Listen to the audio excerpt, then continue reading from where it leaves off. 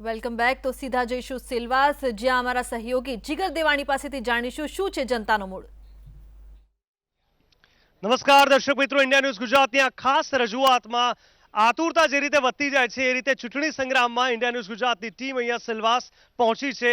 એક બાદ એક તમામ બેઠક વિશે આપણે જાણીએ છીએ, ચર્ચા કરીએ છીએ, યુવાઓનો મત શું છે જાણીએ છીએ, છેલ્લા 5 વર્ષમાં શું થયું, શું થવું જોઈતું હતું અને આગામી 5 વર્ષમાં શું થશે અથવા શું થવું જોઈએ જે લોકો માને છે તેના વિશે આજે આપણે ચર્ચા કરીશું. તમામ સ્થાનિક લોકો આપણી સાથે જોડાયા છે, સાથે સાથે ભાજપના દિગ્ગજો, કોંગ્રેસના દિગ્ગજો અને જે લોકોએ અપક્ષમાંથી ઉમેદવારી કરી છે તેવા પણ નેતા આપણી સાથે જોડાઈ ગયા છે. પરંતુ આ તમામની વચ્ચે અચ્છે દિન આએંગેના નારા અને બીજી બાજુ ક્યાંક ન્યાય મળશે એવા અલગ અલગ સૂત્રો અને બેનરો સાથે 2014 અને 19નું ઇલેક્શન જે અલગ અલગ અંતરો સાથે સામે આવ્યું છે, એમાં લોકોની જિજ્ઞાસા ક્યાં છે એ પણ આપણે સમજવાનો પ્રયાસ કરીશું. સૌ પ્રથમ વધુ સમય ન લેતા આપણી જોડે બીજેપી નેતા જોડાઈ ગયા છે, તેમનું નામ જાણીશું અને સમજીશું કે છેલ્લા 5 વર્ષમાં શું કહેવામાં આવ્યું હતું અને શું થયું. આપનો ઇન્ટ્રો અને છેલ્લા 5 વર્ષનો હિસાબ કિતાબ 2 મિનિટની અંદર.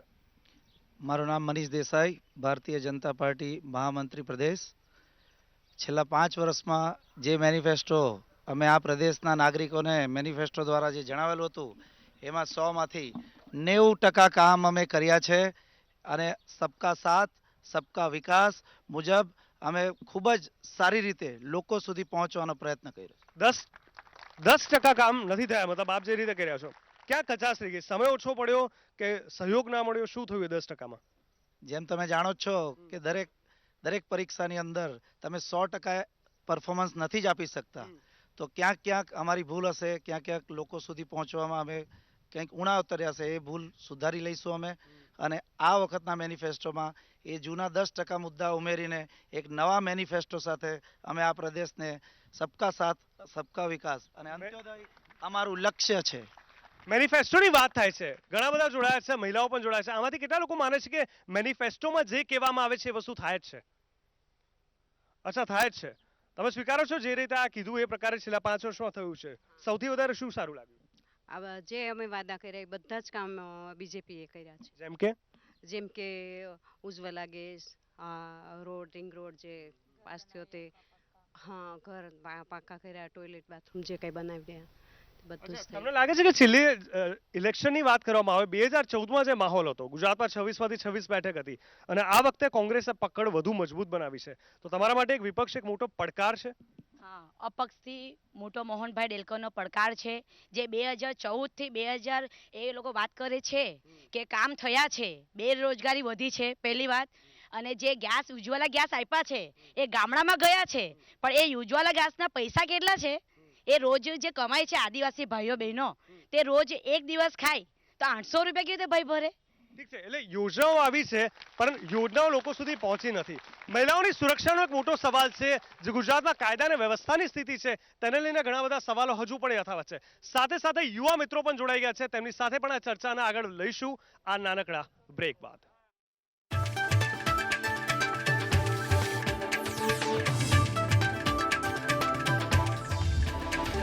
ઇન્ડિયા ન્યૂઝ ગુજરાત, ગુજરાતની ધડકન.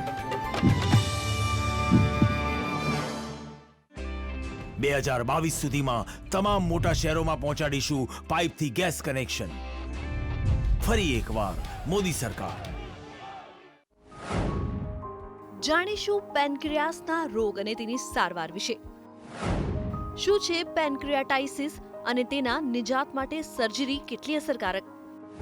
જાણીશું નિધિ હોસ્પિટલના નિષ્ણાત પ્રોફેસર ડોક્ટર સુનિલ ડી પોપટ પાસેથી. અમારી ખાસ રજૂઆત સ્ટે હેલ્ધી વિથ નિધિ હોસ્પિટલમાં રવિવાર 21 એપ્રિલ સવારે 11 કલાકે માત્ર ઇન્ડિયા ન્યૂઝ ગુજરાત પર. આ સરકારે તો અમને વધુ ગરીબ બનાવી દીધા. એક તરફ મોંઘવારી, બીજી તરફ બેરોજગારી, આવકો ઘટતી જ જાય, ડગલે ને પગલે શોષણ. શું અમારે દુઃખમાં જ રહેવાનું? હવે ગરીબી જડમૂળથી દૂર થશે. આપણા જેવા 5 કરોડ પરિવારોને દર વર્ષે મળશે ₹72,000 ઘરના મહિલા સભ્યના ખાતામાં. હવે આપણને મળશે ગરિમાપૂર્ણ જીવનનો અધિકાર. બહુ થયો ન્યાય, હવે મળશે ન્યાય. कांग्रेस। आशु की ट्यूशन की फीस 5,000 रुपए। नो फिकर। घर की EMI 32,000 रुपए। नो फिकर। Health expenses? नो फिकर। Smart choice. Light and healthy gulab sunflower oil हो तो हेल्थ की कोई फिक्र नहीं। जहाँ गुलाब सनफ्लावर के लगे तड़के, वहाँ दिल नो फिकर कह के धड़के। गुलाब सनफ्लावर ऑयल, द नो फिकर ऑयल। આતંકવાદને આપીશું જડબાતોડ જવાબ. ફરી એકવાર મોદી સરકાર.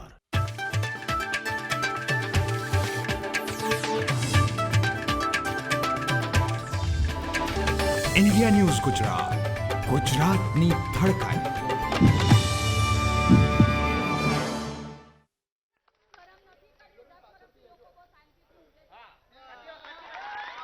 બ્રેક બાદ સ્વાગત છે ઇન્ડિયા ન્યૂઝ ગુજરાતના ચૂંટણી સંગ્રામ કાર્યક્રમમાં.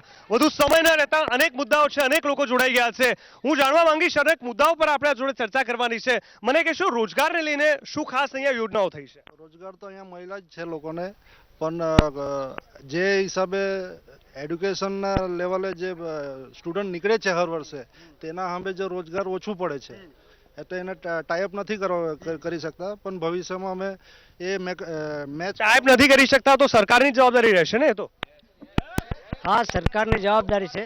સરકાર એના માટે યોજના બનાવે ને બધાને. આજે અહીંયા એટલી બધી ઇન્ડસ્ટ્રીઝ છે, અહીંયા કમસે કમ 3,000થી વધારે ઇન્ડસ્ટ્રીઝ છે. એમાં બી અહીંના લોકોને, જે સ્થાનિક લોકોને ભરતી કરે તો અડધી રોજગારી તો ખતમ થઈ જાય. પણ અહીંયા સ્થાનિક લોકોને રોજગારી નહીં મળતી છે.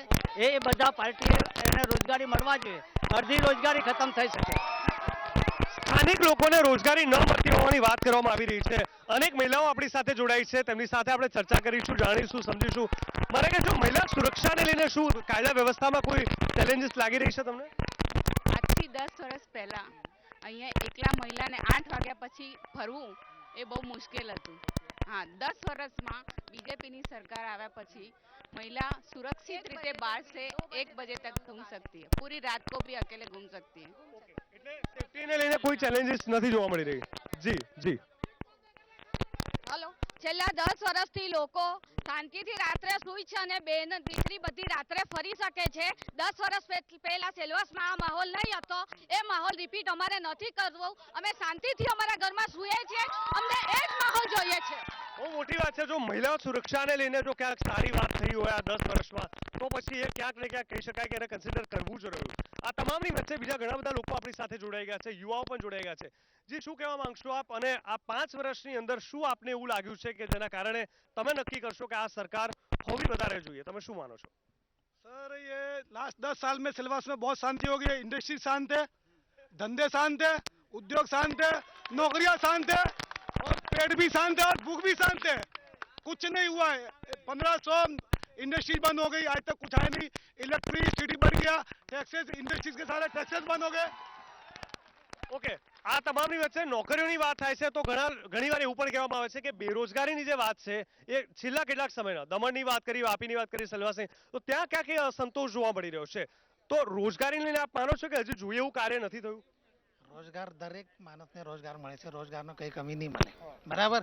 પેલા ભાઈએ વાત કરી શિક્ષિત બેરોજગારની, એમાં આપ શું કહેશો? શિક્ષિત ને બધા રોજગાર તો છે જ ને. આજે ઇન્ડસ્ટ્રીમાં દરેક જગ્યાએ રોજગાર અવેલેબલ છે. તો પછી આજે મોટા વિરોધ થાય છે, યુવાઓ પણ ક્યાંક ને ક્યાંક હેરાન થઈ રહ્યા છે. આજે ગામડામાં પણ બાઈકો થઈ ગઈ છે, ગાડીઓ થઈ ગઈ છે, લોકો કમાવે છે, આવે છે અને સેલવાસમાં વિકાસ થઈ ગયો છે.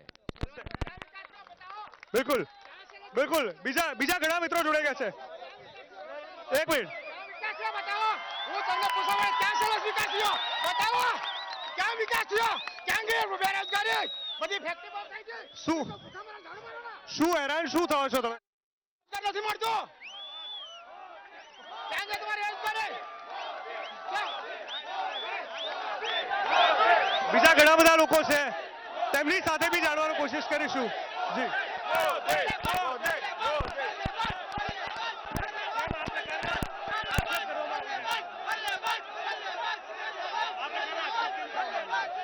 એ આક્ષેપ તદ્દન ખોટા છે. સેલવાસમાં વચ્ચે આજથી 10 વર્ષ પહેલા જે અહીંયા હતા ને ત્યાર પછી અત્યારે તમે બી આવ્યા છે, તમને બી ખબર છે કેટલો વિકાસ થયો છે. એ તદ્દન વાહિયાત વાત છે અને લોકોને ગુમરાહવાની વાત છે. આ તમામની વચ્ચે જોવા જઈએ તો જે પ્રકારે આપણે અલગ અલગ વાત કરી રહ્યા છે, અલગ અલગ મુદ્દાઓને લઈને, અપક્ષના પણ એક ઉમેદવાર આપણી સાથે જોડાઈ ગયા છે. आज जे प्रकार नो તમે आप જોઈ રહ્યા છો, जिस प्रकार से आप ये देख रहे हैं कि जो सपोर्ट मोदी के जो 2014 में हमने देखा था, कुछ ऐसी स्थिति यहाँ पे तो दिखने को मिल रही है। तो क्या आपको लग रहा है कि वाकई 5 साल में बहुत कुछ हुआ है? क्या ये समय है? जी। सबसे पहले तो मैं इंडिया न्यूज को धन्यवाद देना चाहूंगा कि आप लोगों ने ये जो मंच प्रदेश में जो लाया है और हमें जो अपने आवाज रखने का मौका मिला है, मैं आपको धन्यवाद देना चाहता हूं। और मेरे साथी मित्र ने बताया, मेरे भारतीय जनता पार्टी के मेरे साथी मित्र, मेरे दोस्त, उन्होंने बताया कि काफी विकास हुआ है। मैं आपके माध्यम से बताना चाहूंगा कि लास्ट 10 साल में रोजगार शून्य है और हमारी कई इंडस्ट्रीज बंद हो चुकी है, कई इंडस्ट्रीज बंद होने के कगार पे है।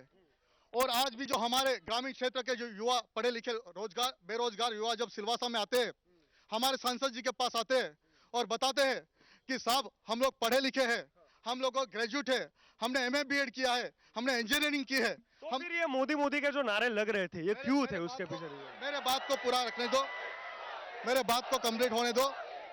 मैं आपको बताना चाहूंगा कि जब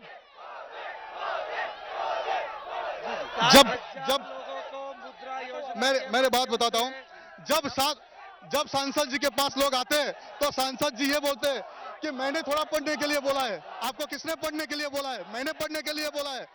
जब हमारे पढ़े लिखे रोजगार जाते, और एक बात बताओ कि जो पढ़ा लिखा व्यक्ति है वही पढ़े लिखा की कदर कर सकता है, जो अनपढ़ा लिखा है वो पढ़े लिखे की कदर नहीं कर सकता।